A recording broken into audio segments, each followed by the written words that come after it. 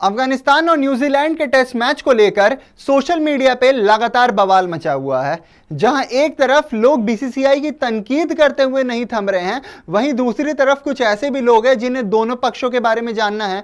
तो अपनी इस रिपोर्ट में आपको A to Z वो सारी बातें बताऊंगा जो हुई है इस टेस्ट मैच के दौरान, और साथ ही साथ आपको यह भी बताऊंगा कि इसमें गलती ज्यादातर किसकी नजर आ रही है। स्पोर्ट्स यारी पे हैं आप, मैं हूं आपके साथ आयुष। और ये जो टेस्ट मैच था अफगानिस्तान और न्यूजीलैंड के बीच, ये खेला जाने वाला था ग्रेटर नोएडा के मैदान पे। ग्रेटर नोएडा के मैदान पे ना केवल टॉस ही नहीं हो पाता है, बल्कि एक बॉल भी नहीं डलती है और बारिश आ जाती है।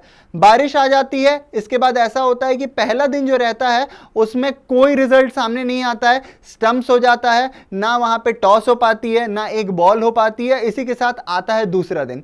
दूसरा दिन वो दिन था जहां से ये बवाल शुरू हुई, जहां बीसीसीआई को लोग ट्रोल करना शुरू करते हैं सोशल मीडिया पे।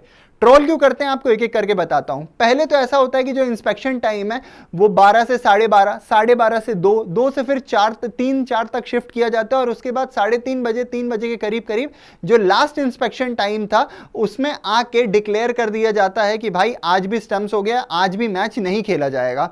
हालत कुछ ऐसी थी मैदान की, जैसा आप अभी देख भी सकते हैं। ये टेंट के जितने गद्दे होते हैं या फिर टेंट की जो मशीनें होती हैं, साथ ही साथ टेंट के जो पंखे होते हैं, उन्हें लेके आया गया था, उन्हें तैनात किया गया था ग्राउंड पे। इनकी भी ड्यूटी लगाई गई थी, भैया आपसे अब हम हेल्प लेने वाले हैं, अब आप निकालिए ड्रेनेज सिस्टम में, आप हेल्प कीजिए, पानी बाहर निकालिए।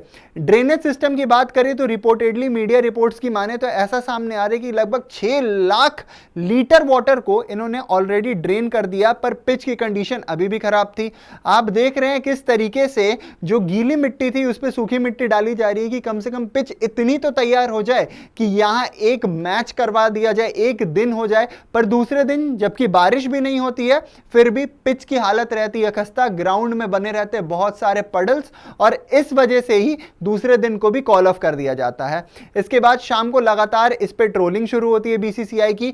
वहीं दूसरी तरफ अगर बात करें एसीबी से, तो एसीबी से एक बयान जारी हो जाता है। बयान ये जारी किया जाता है एसीबी के द्वारा कि this is a huge mess, we are never coming back here, from now onwards Lucknow will be our priority. और इसके बाद और भी ये कहते हैं कि फैसिलिटीज को लेके हमने बात कर ली है, हम कंसर्न इसको लेके अलग अलग बातें करते हैं। पर सबसे बड़ी बात इन्होंने फर्स्ट लाइन में ही कह दी थी कि ये बहुत बड़ा मेस है, बीसीसीआई से संभाल नहीं पाई है, और साथ ही साथ हम यहाँ पे कभी नहीं आने वाले हैं। बता दें आपको कि ये जो ग्रेटर नोएडा का क्रिकेट ग्राउंड है, ये यूपी के अंडर नहीं बल्कि ग्रेटर नोएडा क्रिकेट एसोसिएशन वाली जो डिपार्टमेंट है उसके अंदर आता है। और साथ ही साथ यहां पे आने से पहले ही एसीबी को 3 ऑप्शंस दिया गया था। 3 ऑप्शंस ये दिया गया था कि या तो आप कानपुर में करवा लो, या तो आप बेंगलुरु में करवा लीजिए, या फिर आप ग्रेटर नोएडा में। चूज करती है एसीबी ग्रेटर नोएडा के पिच को। और ये कहते कौन है, ये बयान किसका आया है? मेजुद्दीन नाज, जो कि इंटरनेशनल क्रिकेट मैनेजर हैं एसीबी के। वो कहते हैं कि BCCI offered us 3 venues, this one, यानी मतलब ग्रेटर नोएडा की बात कर रहे हैं वो, Kanpur and Bengaluru, but we chose Greater Noida as it was the most convenient in terms of logistics. क्यों, ये भी बताया उन्होंने, it was closer to Delhi and also connectivity from Kabul was better. यानी अगर दिल्ली से जो काबुल की कनेक्टिंग फ्लाइट है वो मिल जाए डायरेक्ट, तो यहां से लगभग 40-50 किलोमीटर ही दूर होगी दिल्ली एयरपोर्ट, यानी ग्रेटर नोएडा मैदान से। तो इस वजह से लॉजिस्टिक और फैसिलिटीज को देखते हुए इन्होंने पहले चुन लिया था ऑलरेडी कि हम ग्रेटर नोएडा में मैच करवाने वाले हैं। इसी के साथ इन्होंने ये भी कहा कि rain is something which is uncontrollable. Rain ऐसी चीज है, नेचर ऐसी चीज है जिसको आप कंट्रोल नहीं कर सकते, वो आपके हाथ में नहीं है। तो साथ ही साथ उन्होंने दोनों चीज पे क्लियर कर दिया। जो कल को आई थी बात कि हम यहाँ पे कभी नहीं आने वाले, उस पर भी उन्होंने बता दिया कि भाई रेन ऐसी चीज है, बारिश ऐसी चीज है जिसको आप कंट्रोल नहीं कर सकते। और उसी के साथ उन्होंने ये भी बता दिया कि 3 वेन्यू हमें मुहैया करवाए गए थे, हमने खुद चुना है ग्रेटर नोएडा को। अच्छा, अब बातें क्या चल रही है? बातें ये चल रही है कि क्या बीसीसीआई एक इंटरनेशनल मैच को अगर यहां पे कंडक्ट नहीं करवा सकती थी तो इसका नाम लेना जरूरी था, ग्रेटर नोएडा का ऑप्शन रखना जरूरी था। क्योंकि अगर बात करें ग्राउंड की, तो रिपोर्ट्स ऐसे सामने आ रहे हैं कि वहां जो केटरिंग सर्विसेज चल रही है ना, वो तक टैप वाटर यानी जो वॉशरूम का टैप वाटर होता है उसका यूज करके वहां पे धुल रही हैं, वहां पे जो भी बर्तने हैं, और टैप वाटर जो वॉशरूम का है उसे यूज करके केटरिंग सर्विसेज का काम चल रहा है। लगातार लोग पिच पे सवाल उठाने लगते हैं, कहते हैं कि this type of outfield repair is unacceptable, what is going on BCCI, सवाल पूछते हैं सीधा बीसीसीआई से।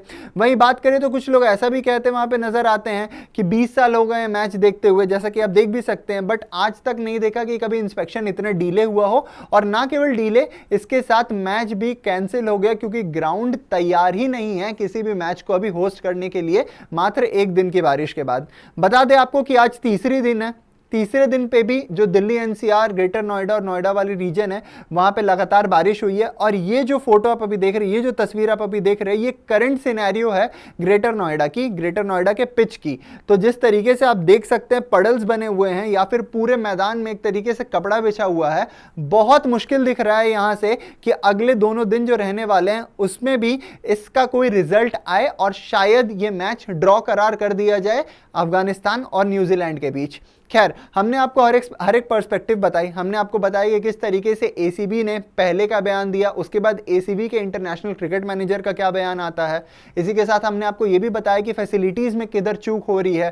साथ ही साथ अगर आप काबिल नहीं थे अभी कि इस मैच को आप होस्ट करो तो फिर इसका नाम क्यों आया, पर हम आपके विवेक पे छोड़ेंगे ये कि आपको क्या लगता है, किसकी गलती है यहाँ पे, या यहाँ पे कौन जिम्मेदार है। कमेंट सेक्शन में आप अपनी राय हमारे साथ जरूर साझा कीजिएगा। इस वीडियो को अगर आपने अभी तक देख लिया है तो आपका बहुत बहुत शुक्रिया, और आपको सब्सक्राइब करके जाना है चैनल को क्योंकि हम 1 मिलियन के बहुत ही ज्यादा करीब हैं। तो जल्दी जल्दी से लाइक, शेयर, कमेंट, सब्सक्राइब कीजिए, और तब तक के लिए दीजिए मुझे इजाजत। जय हिंद, जय भारत।